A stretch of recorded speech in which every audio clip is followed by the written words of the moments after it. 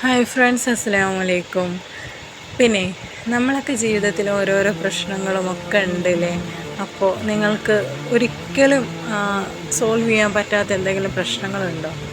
അതിന് ഒരേ ഒരു പരിഹാരം ഞാൻ പറഞ്ഞുതരാം. നമ്മൾ യൂട്യൂബ് തുറന്ന് നോക്കി ഒരുപാട് ദിക്റുകളും ഒരുപാട് ദുആകളൊക്കെ ഉണ്ട്. ചിലപ്പോൾ അതെല്ലാം നമുക്ക് നമ്മുടെ ജീവിതത്തിൽ പകർത്താൻ പറ്റിയെന്ന് വരില്ല. കാരണം എല്ലാവർക്കും മനുഷ്യർക്കും ഓരോരോ തിരക്കുകളും കാര്യങ്ങളൊക്കെ ഉണ്ടാവും. പക്ഷേ ഇതൊന്ന് ചെയ്ത് നോക്കൂ. ഇതിൽ എനിക്ക് 100% ഉറപ്പുള്ള കാര്യമാണ്. സുബഹിക്ക് മുമ്പ് 2 റക്അത്ത് തഹജ്ജുദ് നിസ്കാരം, അത് നിസ്കരിച്ച് ആത്മാർത്ഥമായിട്ട് കരഞ്ഞുകൊണ്ട് അള്ളാഹിനോടൊന്ന് ദുആ ചെയ്ത് നോക്കും. നടക്കാത്ത ഒന്നുമില്ല എന്ന് തന്നെ ഞാൻ പറയാം.